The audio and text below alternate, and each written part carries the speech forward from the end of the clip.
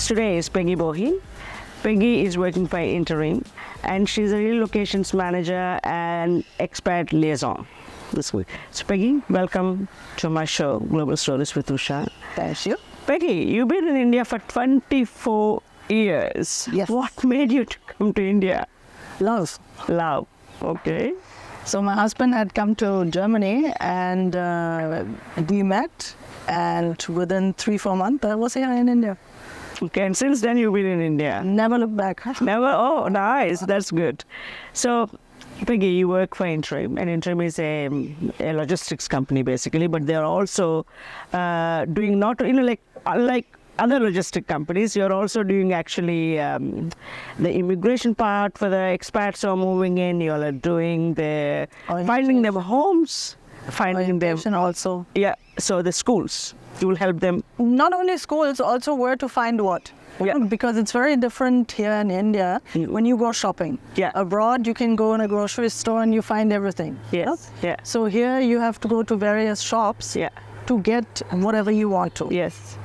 Yeah. So the orientation is like this, and it's also more easy for an expat to show another expat where to get what than if it is any Indian colleague, because it would be even abroad, it would be an Indian would always look for another Indian. Yes. Because you have that bond, and you know exactly what you want. Agreed. It's also the bond, and also I think as an Indian, probably I'll be looking for Indian ingredients for my cooking, and as an expat or as coming from Germany, for instance, they'll be looking for different things. Absolutely. And Indian would not know exactly what you want. I mean, he would know probably, but not in a detailed way. Yeah. Absolutely. But that's an amazing service because I've been living abroad for so many years now, over 30 years, and people did our logistics, for instance. They took our things from one country to another country and they unpacked and they hung up paintings and stuff, but nobody gave us that direction. But I think it's so useful. Actually, that's an excellent thing, excellent service.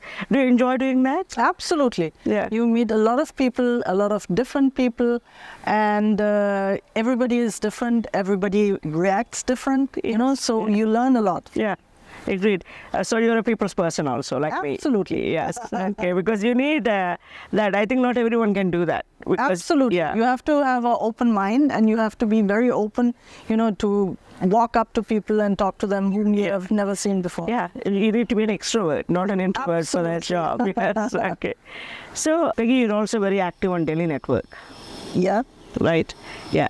And, we try to network with similar thinking or similar minds and everything. That's where you put together a lot of groups, different groups, where people can get to know each other and do things. But also at Interem, like what I've noticed that you also do art shows. You bring in art, valuable art into India and everything. Yes. Yeah. Did you all do recently anything good like that?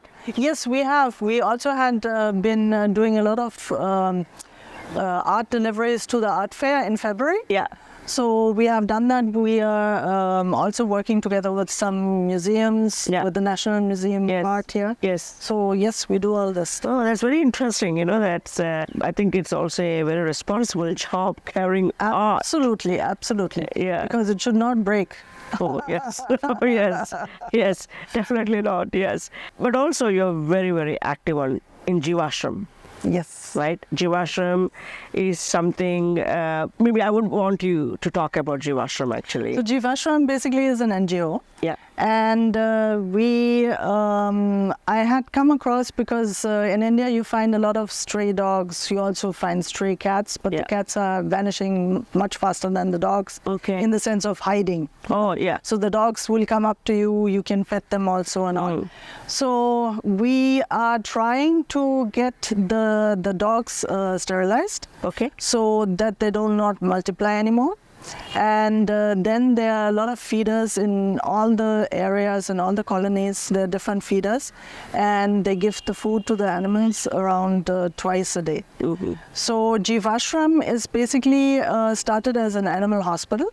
And we have around 25 dogs, about 30 cats.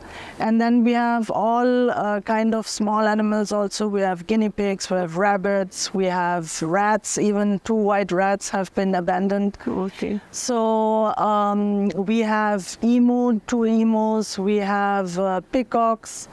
We also have falcons and eagles.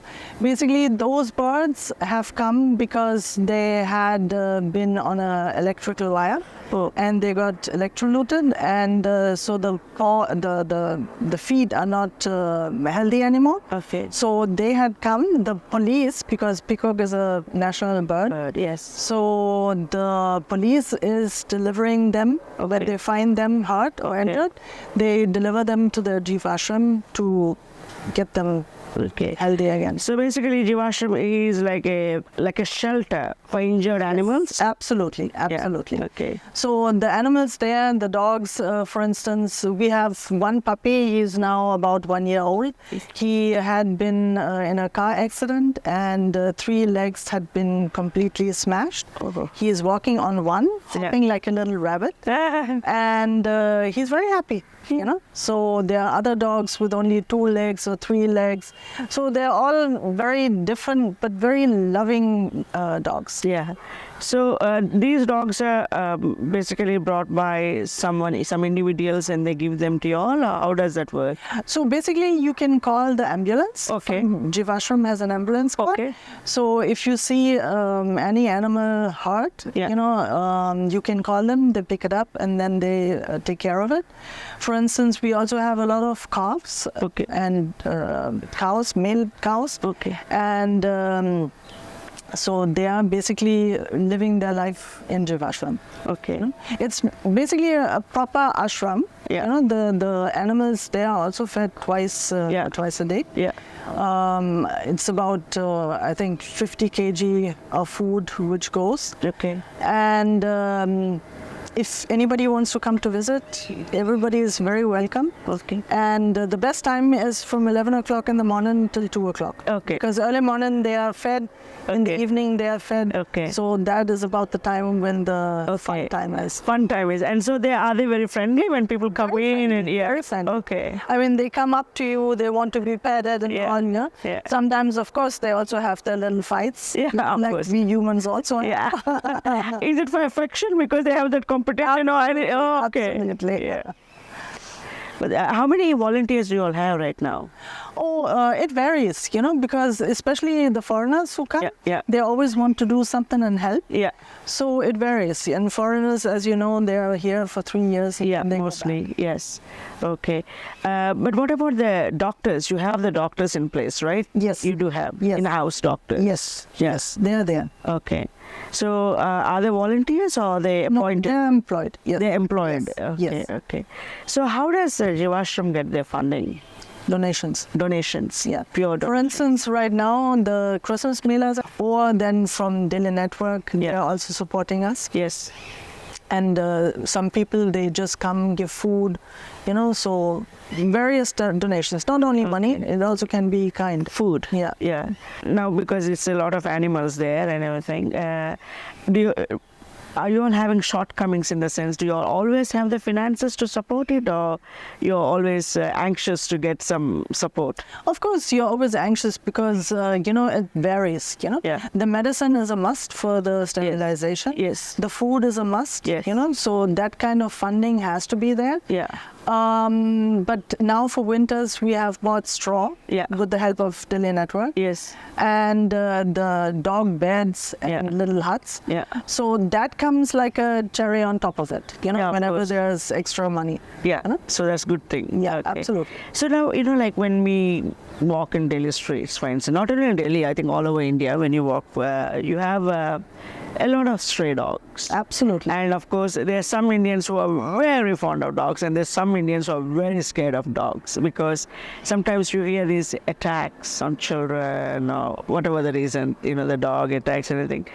You think you have an idea why that's happening? Because usually, for me as a dog-loving person, for me all dogs, like even when I walk on the street, I talk to them. Like if they're looking to me, they come to me and I just talk to them because it's very natural. It comes natural to me because I always had dogs. But I also see a lot of people who are very, very scared of dogs. Even forget about the ones on the street. Even when they enter into a home, if you have a pet, they always say, oh, do they bite? Do they do this? Do they do that? Do you have any understanding why the people feel that in India? I think it's the upbringing. Because what I can say, the parents are scared, so the children are also scared. Yeah. So, and the first reaction is always don't touch, don't touch. Yeah. Yeah. So, from birth, there's nobody bad. No human is bad, no animal is bad. Only when you throw stones at them, or if you hurt them, or whatever things you might do, abuse them. It's the same with humans. So it's a self-defense. Yes, absolutely, absolutely. But they also, animals, they have a very good instinct. Yeah. So if somebody is good with you, they also feel it. Yeah. They make it out. Yeah. Yeah. They also make it out, when somebody is scared. Yeah. That's the other thing. Yeah, sure. Very true. So when somebody want to find physically or want to put some money into Jeevashram or whatever, how do they do that? How do they go about it? Okay, so you can always contact me and I can give the right information further. Okay. And we would love to have more people on board, who help with the funding, with the... also, it is not always easy to catch the animals. Yeah. So especially when the heat season is on, they're hiding anywhere.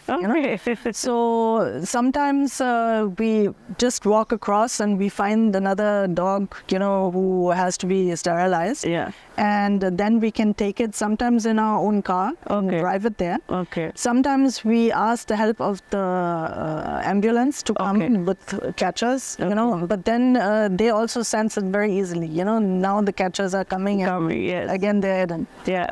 So when is the usual the season? Because I think I saw last year, during the winter, I saw around this area there was this one of those ambulances coming and collecting dogs. And when because I wanted to know what's happening with the dogs, why they're collecting them. So I went and asked them, why are you taking them? They said, no, we're just going to sterilize them and let them out. Yeah. That's what I was told. Yeah. So, but that's the only way they do that. When they collect the dogs, that's the only thing what happens. They sterilize them and they let them out. Okay. And do they also get some other like vaccinations and stuff? Yeah. So with the sterilization, also the vaccination comes against rabies. Yeah. And there's some more. I think there are 3-4 things. And then there's like in Saket, where I'm living, there's a lady, she has started a Stray Buddy Instagram page. Okay. And she has basically taken different colonies and different responsible people there. Yeah. And so she has a full record of all the dogs in those colonies and about the vaccination. And in our colony, we have the vaccination once a year. Okay. So whoever is there in being sterilized, all the dogs, there's no problem. How do you locate them? Are they chipped or how do you locate them later once you sterilize them? No, you know them. You know them. Yeah, you know them. But of course, dogs are very territorial, so they stick to one area. Yeah, they don't move away so much. Sure, that's very nice. But going back to Interem, a little bit about your work now. Of course, this is also work because you're working you're putting a lot of hours in this. But Interem, like for instance, the moving facilities, it is more like moving the, expats, the moving, or even local, domestically, all have a lot of... You want to talk a little bit more why you chose that role? Why? Basically, it was more like a coincidence that I had started with packing and moving. Yeah. I started in 2007. Okay. And it was initially I did not know anything about packing and moving. So I learned everything from the scratch, and then I started meeting people and networking with Delhi Network, and then other networking groups and all. So I liked, doing all this, meeting other people and moving other people.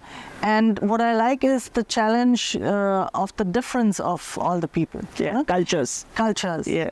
And it's some are very difficult, some are very easy, but I love the difficult ones. Easy ones are, just letting it go smoothly, right? They don't entertain you much. Yeah. But so when you all move and everything, because I understand you have to work. I mean, you're talking about clients, okay? Yeah. When you're moving. So there are even local or domestic moves. Yeah.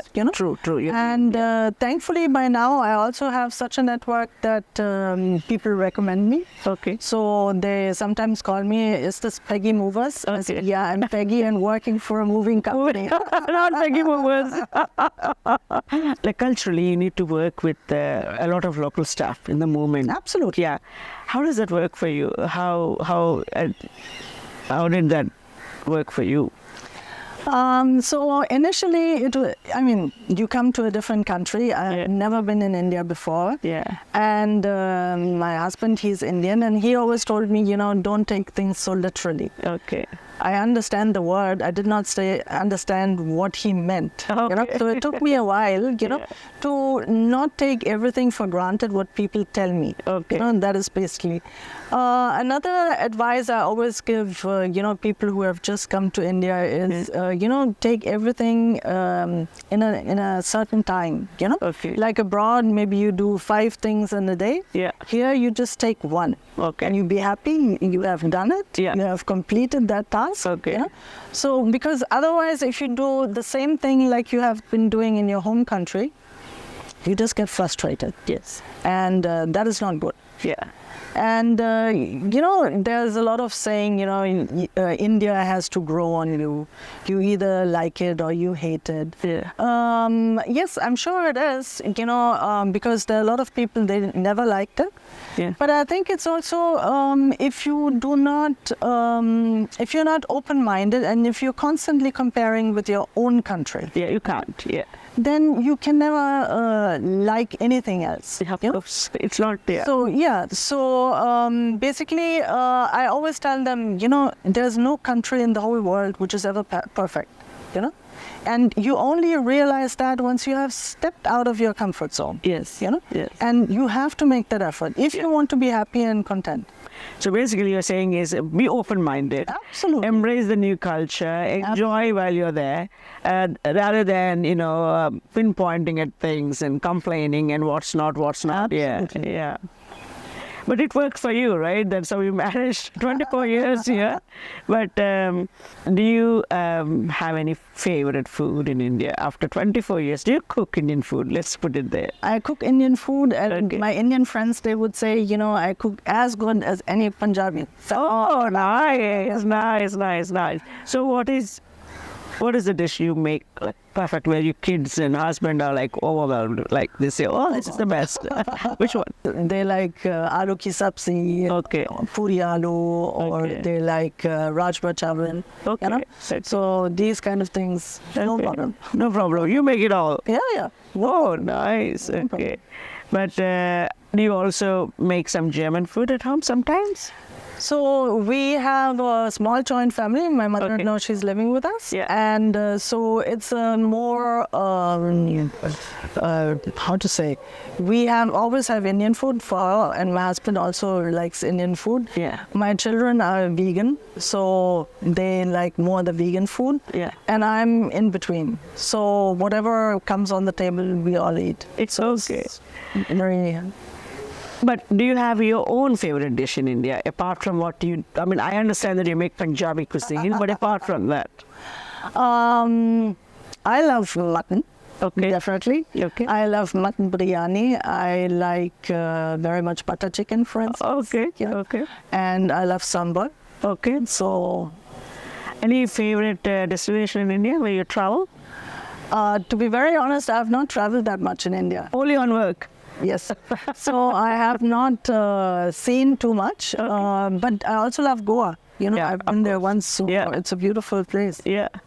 So you prefer, apart from work, you don't travel. You prefer to stay at home and enjoy your peace. No time. No time. Oh, okay, working too much. That's true. Well, that's nice. But also, like volunteer in Jeevashram or spend some. I think also on the web page you can see something is Yes. there. Yes. Other emails and stuff answered right away. How does that work? Yeah. They give you a guidance Yeah, yeah, if new people want to come and join this. Absolutely.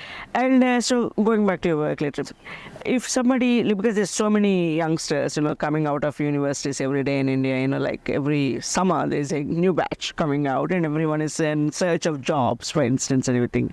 Interem is hiring new people every year, something like that. Absolutely. They do. What kind of jobs Interem actually, let's say, what kind of jobs does it provide for people? Like, let's say, some newcomer which came out of university in India. See, the best thing to learn is working in customer service. Customer service. First of all, but again, you have to be open to people, you know, because you have to cater for the people, and you yourself might have never moved before. Yes. But those people are moving, and every move is a very emotional affair. Very true. Very true. So they can do that, customer service, or they can do pricing, these kind of things. Okay. Or if you just want to jump into the water, you can do sales. Oh, okay. So you call it jumping into the water? Absolutely. For a new beginner, definitely. Yeah. So you'll train them first. They have like some kind of a incubation period. Yes, absolutely. They do that. Oh, fantastic. So I think, but anyway, India is a world of opportunities. Absolutely. Yes. And right now, India is booming. It is booming, and so are the expats. So many expats coming, because I've noticed that in last 6 years, even during, like we thought when the COVID happened, we thought, okay, not many people will be coming in, but there you go. Many more, because we notice it, completely. So that means your business is booming too. Do you have any time for yourself between your work and Jeevashram? Oh, yes. Yeah. Absolutely. You do. Oh, fantastic. I have a dog myself, so I love walking her. Oh, okay. So that's also me time.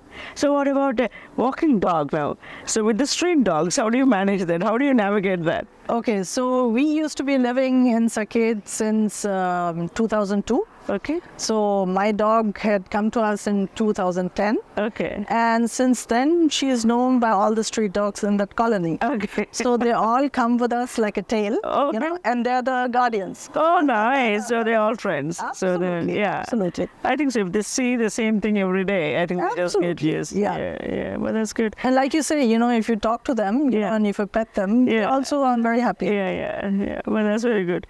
But thank you, Peggy. Thank you so much for your time and coming on my show. And I hope more and more people will come and volunteer themselves in Jeevashram, because I think it's required. Lovely. Yeah, and also because India is a big country, and there's even Delhi itself, Delhi NCR, it's so big.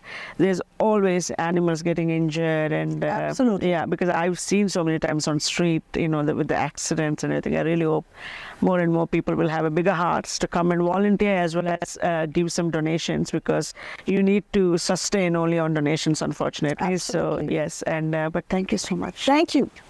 Pleasure.